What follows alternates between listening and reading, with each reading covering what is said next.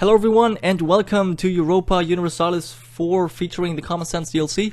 My name is Gironca, and if you're interested in acquiring the Basileus Achievement, or if you're just looking for some general advice on how to start off as Byzantium, this video is for you. Now, it's important to note that although basic knowledge of EU4 is assumed, this is supposed to be a beginner's guide, which means that the strategy shown in the video is viable for easy and normal difficulty, but it's unlikely to work on hard difficulty. But yeah, let's get going. Alright, so the first thing you're going to do is send an insult to the Ottomans, just so they know you ain't fucking around. Second, you'll take a look at the potential allies that might help you bring down Kebab. And there are 4 bigger countries that are especially suited for this job: Austria, Poland, Aragon, and Hungary. Now, I can't stress this enough, but Austria is probably the most important out of all of them. For some reason in this video, obviously this is a post-commentary, post-commentary, so I've already recorded this, now I'm doing the commentary. And in this video, for some reason, I focused on Aragon, which is wrong. You should focus on Austria, because they are emperor of the Holy Roman Empire, so they can field a lot of troops, they have Western units, and they are relatively close to the Ottomans. And the second most important of your potential allies would be Poland, because of their personal union with Lithuania that just grants them huge amounts of troops. But yeah, the other 2 allies are also, Hungary and Aragon, are also viable, but I would really focus on Austria. Now, I declare war here, and I'm going to talk about that very soon, but before you declare war, make sure that you check your allies, especially Austria, and check who they have rivaled, and if possible, rival the people they have rivaled. And usually Austria rivals Venice, and Venice is one of the few countries that you can rival as well. So definitely do that if possible. It's going to give you an extra 20 relations with that country without you having to do a whole lot. So that's definitely something you have to do.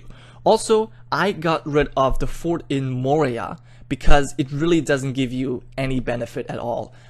You have to pay 1 whole ducat for it every single month, and it only protects a shitty province that you don't need. The only province you really need is Constantinople. The other provinces, in the beginning at least, are not nearly as valuable, so just get rid of the fort. You can mothball it if you want to, but I think that's just another half a ducat that you spend for no value, so just get rid of it. So yeah, why did I declare war on Ragusa? Obviously, this war comes with a great cost. You lose 2 stability, you get tons of war exhaustion, and also aggressive expansion. But here is the reason why. And here's also the reason why you have to declare this war very early. Within a couple weeks into the game, the Ottomans are going to warn you, which means they're going to join every war that you start on the enemy's side. So you don't want that. You don't want to fight the Ottomans just yet. But if you take over Ragusa, which is a 5 base tax province with a center of trade, you're going to get a huge amount of income. But you're also going to increase your force limits. So that makes you look stronger both in the eyes of your allies and the Ottomans. So they're less likely to declare war on you, and the allies are more likely to accept your alliance offers. So, also, Ragusa is a hiding point where once you take it over, you can send your armies and your navy, and then they're kind of out of reach for the Ottomans. So that is very important.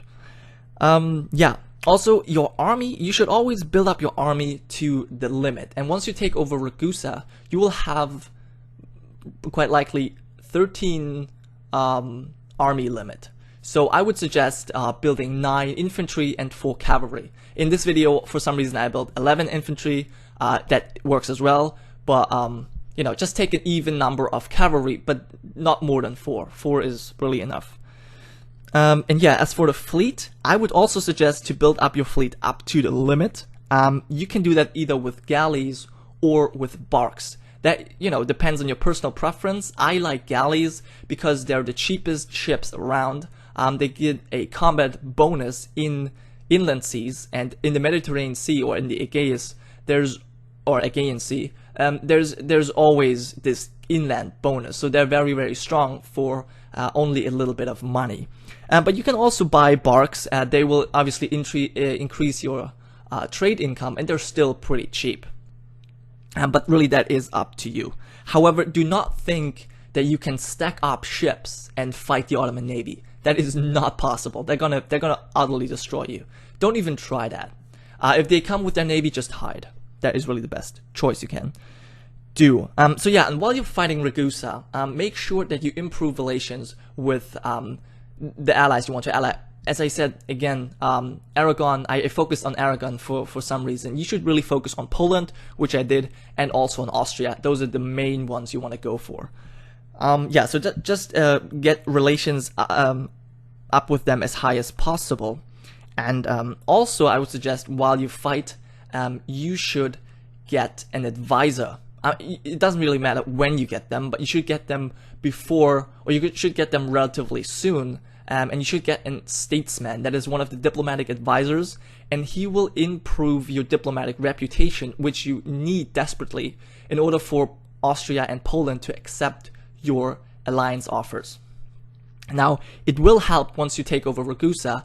It will get rid of some of the distant border relation or distant border penalty, at least with Austria, but it's not enough to for them to ally you right away. So yeah, as you can see right in the video right now, get this advisor. If you're not fortunate enough to have this advisor right there, do not hesitate to fire those guys. Use the fire button and wait until wait until the statesman is there. If you have to go in depth for that, that is totally fine. Do that. You're also gonna get quite some cash from piecing out Ragusa. And also make sure, I should mention this right now, but you will see that in the peace deal later on, make sure when you peace out Ragusa to also first convert them, because that will just give you a free conversion on that province, so you don't have to do it yourself. Saves you the hassle. Yeah, that was that. So once this war with Ragusa is over, you kind of have to wait for the Ottomans to be distracted, and while they're distracted, you should hope that Austria and Poland are not distracted, that both of them are at peace, and they would join an offensive war. And what you should go for, either for a weak Venice, or you should go for Albania. And the reason behind this, or maybe Bosnia or Serbia, because these countries are relatively weak, and with Austria's and Poland's help, you can easily take them out. Now, of course, you have been warned, so the Ottomans will join on on the enemy's side, but they are not going to be the war leaders. So if you are able, with Venice that works especially well because they're kind of far away, but also with Albania, if you're able to siege their capital quickly, before the Ottoman forces can really do any damage, then it's easy to piece them out. As you can see right here, it automatically converted when I pieced out.